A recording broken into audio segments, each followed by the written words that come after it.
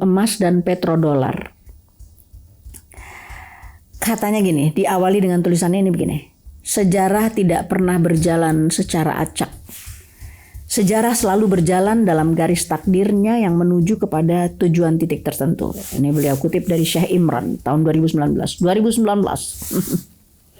Sungai Efrat di Irak akan menyingkapkan gunung emas dan setiap orang akan berjuang untuk memperebutkan emas itu, dan 99 dari setiap orang yang berjuang untuk emas itu akan mati terbunuh.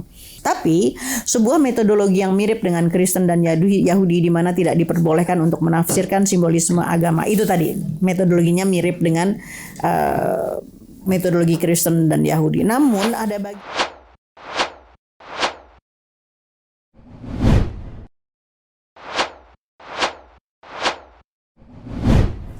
ini diberi judul yang bagian kedua ini adalah cryptocurrency, Pax Judaica, dan perang besar. Sekarang serangan balik telah diluncurkan.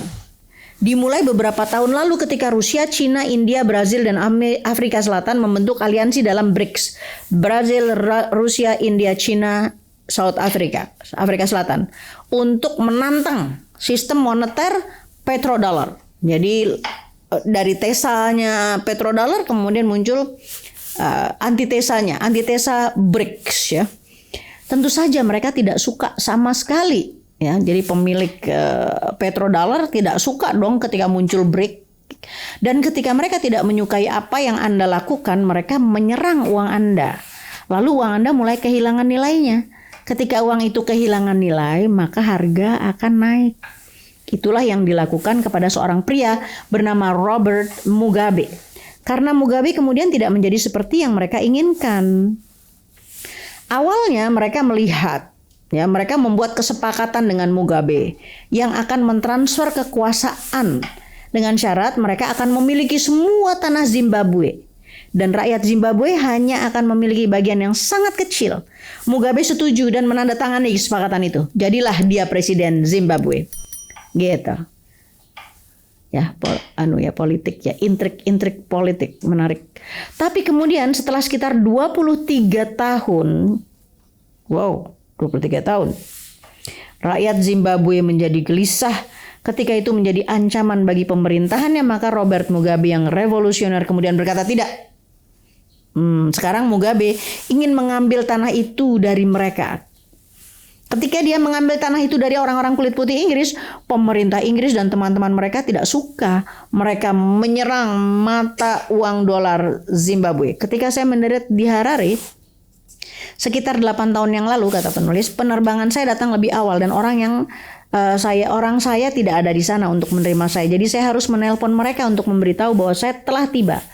Saya memiliki 20 dolar Afrika Selatan yang harus ditukar dengan dolar Zimbabwe. Saya pikir itu cukup untuk sebuah panggilan telepon lokal. Ya dong. Kan cuma mau telepon doang. Jadi butuh uang kecil aja. Ini biasa. Saya juga biasa gini kalau keluar negeri. Tukar uang yang ya cuma untuk beli kopi, teh, coklat susu gitu. Atau beli pulsa telepon. Saya bertanya kepada mereka berapa banyak yang saya perlukan untuk melakukan panggilan lokal. Mereka mengatakan Anda memerlukan 2 juta dolar Zimbabwe untuk sebuah panggilan lokal. Istilahnya cuma buat telepon harus bayar 2 juta. Itulah yang mereka lakukan ketika Anda keluar dari barisan mereka. Dan inilah senjata yang paling berbahaya yang mereka miliki. Inflasi dan hiperinflasi. Mereka juga melakukannya di Venezuela. Saya menukar 100 dolar. Dolar Amerika maksudnya. Dan saya mendapat uang Venezuela setebal sekitar 20 cm. Oh my God. Ya. Kalau kita sekarang kan 1 dolar 15.000. Penulis menyarankan lihat deh eskatologi Islam ketika kertas tisu lebih berharga dari tumpukan uang kertas, tanggal 5 November 2001. Itulah yang mereka lakukan kepada presiden pertama. Beberapa saat setelah Presiden Soekarno membawa Indonesia keluar dari PBB dan IMF. Itu pula yang mereka lakukan kepada Presiden Soeharto ketika Pak Harto mulai bergerak ke kanan. Dengan logika yang sama, bisa jadi itu pula yang menjelaskan kenapa dua presiden Republik Indonesia berikutnya tidak bisa bertahan lama. Tapi mereka hanya bisa melakukan pada negara kecil. Mereka tidak bisa melakukannya pada negara besar seperti Rusia, Cina, Brazil, India, dan Afrika Selatan. Senjata inflasi tidak akan bekerja ketika ekonomi terlalu besar sehingga mereka gagal untuk menghancurkan mata uang Rusia. Ini kan tadi kan si BRICS tadi ya. Rusia, Cina, Brazil, India, dan Afrika Selatan. Sekarang serangan balik sedang diluncurkan pada sekitar bulan Maret. Apa yang dilakukan Cina adalah benar. Cina mengatakan kami siap untuk membayar Anda dalam yuan untuk minyak dan apapun yang kami beli. Cina tidak bisa mengatakan kami akan membayar Anda dalam emas. Nggak bisa. Kenapa? Karena pasal perjanjian IMF melarang penggunaan emas sebagai uang. Kemarin ada juga beritanya kan dari salah satu warga negara ini punya inisiatif gitu kan, lalu diperkarakan di pengadilan ya.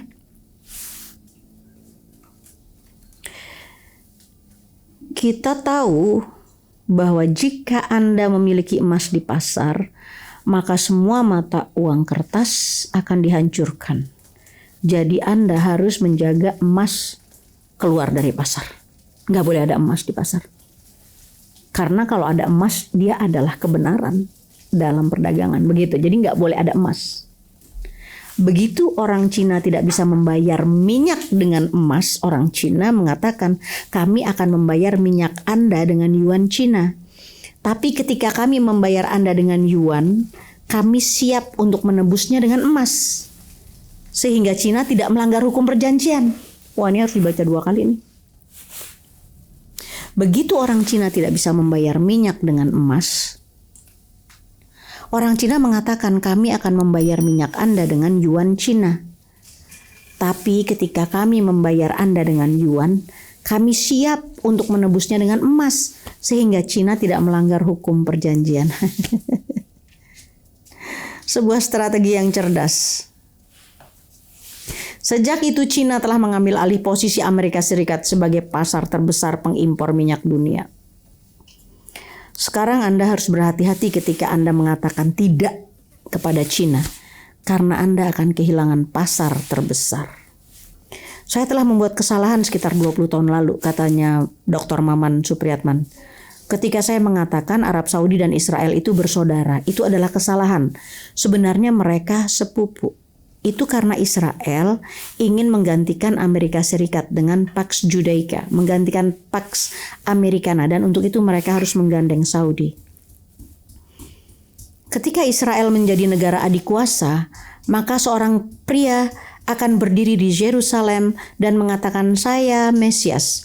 Tapi dia tidak akan menjadi Al-Masih putra Maryam, dia akan menjadi Mesias palsu. Dia adalah Dajjal Al-Masih palsu yang menggenapi nubuah 40 hari keluarnya Khuruj Dajjal di muka bumi dalam dimensi ruang dan waktu kita. Itu riwayat Tirmizi dan Muslim yang diyakini oleh sebagian besar atau sebahagiannya, saya nggak tahu.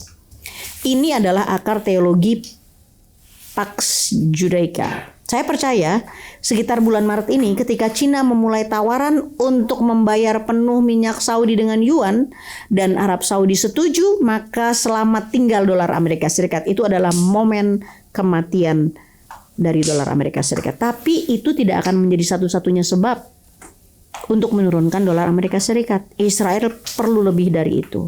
Anda memerlukan sesuatu yang disebut mata uang kripto.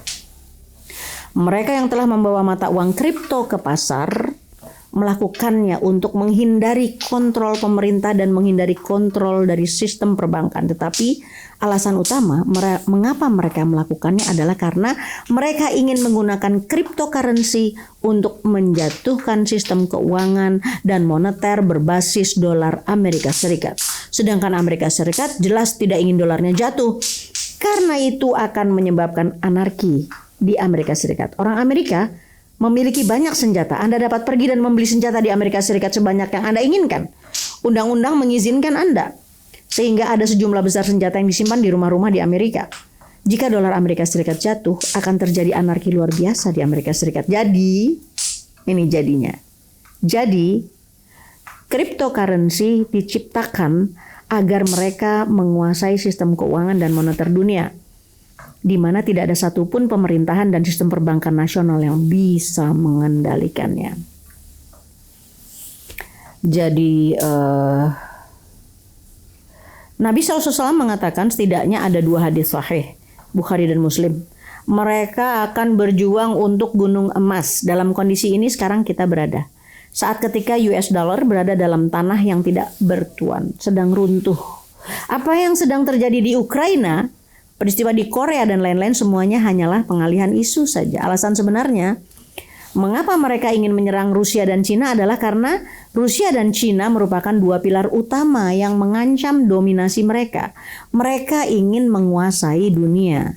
Dan satu-satunya cara agar dapat menguasai dunia adalah jika mereka menguasai sistem keuangan dan moneter dunia. Sebagaimana sistem keuangan moneter di mana US dollar telah mendominasi dan menyangga Pax Americana, Pax Judaica pun tidak mungkin bisa menggantikan Pax Americana tanpa merubah sistem keuangan dan moneter global. Itu sebabnya mata uang digital cryptocurrency telah mulai dan akan segera mengambil alih sistem moneter global berbasis uang kertas US dollar. Kami tidak tahu kapan serangan itu akan terjadi, tidak ada yang tahu. Saya pernah memprediksi akan terjadi 2 tahun lalu, tapi ternyata belum terjadi.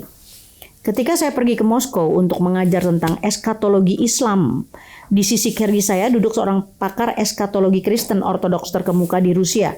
Kemudian dia mengatakan bahwa kami memiliki sesuatu yang meskipun sudah tertulis bahwa ini akan terjadi, karena eskatologi kami mengatakan demikian, namun kami tetap berdoa kiranya Tuhan dapat menunda perang itu. Lalu saya katakan, itu sangat masuk akal. Saya belajar sesuatu yang baru dari kekristenan Ortodoks yang telah mereka ajarkan kepada saya. Jadi kami berdoa. Karena kami tidak menginginkan perang besar itu terjadi. Dan itulah sebabnya Hillary Clinton tidak memenangkan pemilihan presiden Amerika Serikat. Padahal dia hebat banget. Nyaris menang. Sebab seandainya dia yang menang, kemungkinan besar perang besar itu telah terjadi. Presiden Putin baru saja mengumumkan 1 atau 2 pekan yang lalu bahwa Rusia sekarang memiliki senjata nuklir yang tidak dapat dihentikan oleh penangkal rudal Amerika Serikat. Jadi ketika kami mengirim rudal ke negara Anda tidak akan dapat mencegahnya agar tidak meledak. Sekarang kita tahu bahwa jika perang nuklir terjadi, dunia barat tidak akan bisa bertahan. Karena Rusia memiliki kapasitas militer untuk menghancurkan barat. Mungkin itulah yang akan terjadi, akan ada kehancuran besar-besaran di dunia. Menarik kan? Nah, saya akan lanjutkan lagi eskatologi yang ketiga dari Dr. Maman Supriyatman nanti ya. Assalamualaikum warahmatullahi wabarakatuh.